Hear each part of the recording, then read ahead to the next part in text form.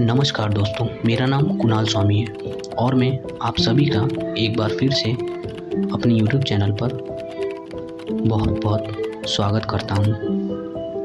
आज की इस वीडियो में मैं आप सभी को कुलधरा गांव के कुछ अनसुलझे रहस्यों के बारे में बताने वाला हूं। इस गांव के बारे में मैं आप सभी को कुछ ऐसी बातें बताऊंगा जिसे सुनकर आप सभी के होश उड़ जाएंगे।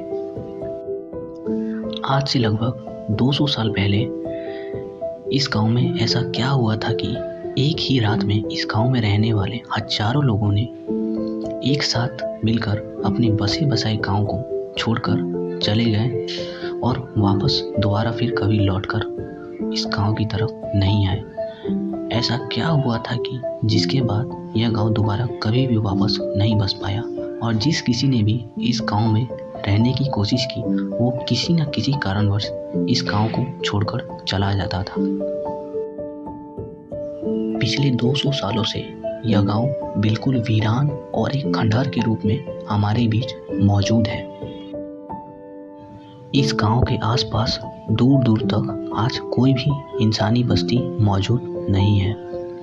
तो चलिए दोस्तों, आप सभी का ज़्यादा समय ना लेते हुए आज की इस रहस्यमय वीडियो की शुरुआत करते हैं और कुलधरा गांव में ऐसा क्या हुआ था इसके बारे में पूरी विस्तार से जानते हैं।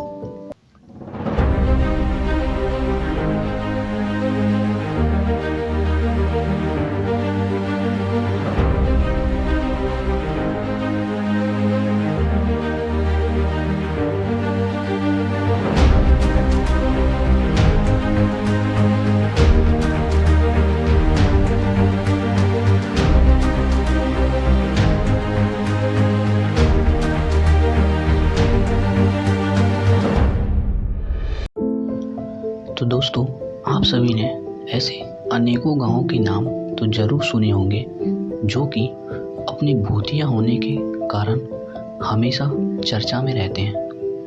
उन्हीं में से एक है राजस्थान के जैसलमेर ज़िले से लगभग 14 किलोमीटर की दूरी पर स्थित कुलधरा गांव। यह गांव भी अपने भूतिया होने के साथ साथ अनेकों रहस्यमय घटनाओं के कारण भारत में ही नहीं बल्कि पूरी दुनिया में मशहूर है। लेकिन इस गांव के साथ ऐसा क्या हुआ था कि यह गांव आज पूरी दुनिया का सबसे भूतिया गांव बन चुका है। इस गांव में लोग जाने से डरते हैं और सूर्यास्त होने के बाद इस गांव में लोग कभी भी भूलकर भी जाने की कोशिश नहीं करते हैं। ऐसा माना जाता है कि कुलधरा गांव को पालीवाल ब्राह्मणों ने सन 1291 ईस्वी में सरस्वती नदी के किनारे बसाया था। पालीवाल ब्राह्मण राजस्थान में स्थित पाली नाम की जगह के निवासी थे। वो सभी 11वीं सदी में पाली से विस्थापित होकर राजस्थान के अलग अलग स्थानों जैसे जोधपुर, जैसलमेर, बीकानेर आदि गांवों में आकर रहने लगे। उस दौरान कुलधरा गांव काफ़ी समृद्ध गांव हुआ करता था। तब यह गांव हर सुख सुविधा से संपन्न था। यहाँ पर उस समय की बनी हुई कई बड़ी बड़ी हवेलियाँ, मकानों की बस्तियाँ हुआ करती थी।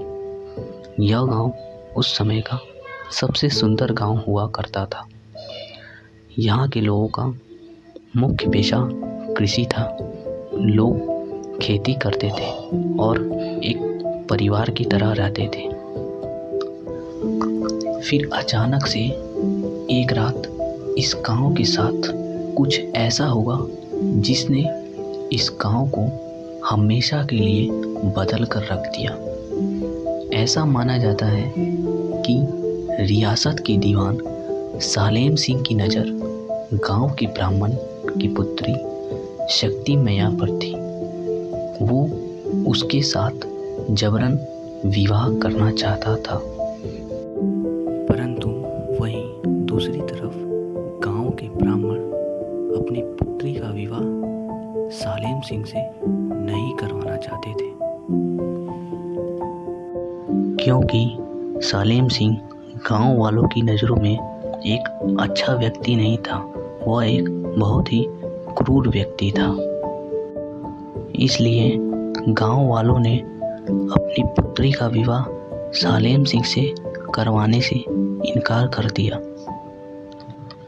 ऐसे में सालेम सिंह ने गांव वालों को धमकी दी कि अगर वो शक्ति मैया से उनकी शादी नहीं करवाते हैं तो वो पूरे गांव को आग लगा देगा और पूरे गांव को तहस नहस करके रख देगा। सालेम सिंह एक बहुत ही अत्याचारी व्यक्ति था, जिसकी क्रूरताओं की कहानियाँ दूर दूर तक मशहूर थी।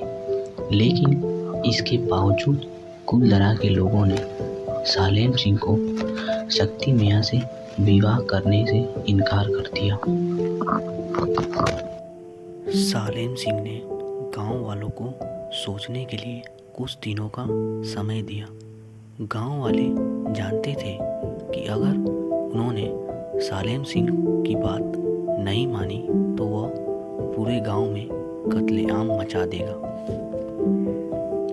इसलिए सारे गांव वालों ने मिलकर कुलधरा के गांव के मंदिर के पास स्थित एक चौपाल में पंचायत की और अपनी बेटी और अपने गांव के सम्मान को बचाने के लिए इस गांव को हमेशा के लिए छोड़ने का फैसला किया। सारे गांव वाले रात के सन्नाटे में अपना सारा सामान, मवेशी, अनाज और कपड़े लेकर अपने घरों को वैसे के वैसे छोड़कर हमेशा के लिए यहाँ से चले गए और फिर कभी दोबारा वापस लौटकर नहीं आए। और जाते जाते गांव वालों ने इस गांव को श्राप दिया कि इस गांव में दोबारा फिर कभी कोई भी नहीं बस पाएगा। गांव वालों का दिया हुआ श्राप इस गांव पर आज भी कायम है। पिछले 200 सालों से इस गांव में ना तो किसी ने रहने की कोशिश की है और ना ही वो इंसान कभी इस गांव में रह पाया है। जैसलमेर में आज भी सालेम सिंह की हवेली मौजूद है, लेकिन उसे देखने कोई भी नहीं जाता है। तो दोस्तों, ये थी कुलधरा गांव की कहानी। अगर आप सबको इस वीडियो से कुछ नया जानने को मिला हो तो प्लीज़ वीडियो को लाइक करिएगा और चैनल को सब्सक्राइब ज़रूर करिएगा। तो चलिए मिलते हैं इसकी अगली वीडियो में। तब तक के लिए नमस्कार। जय हिंद, जय भारत।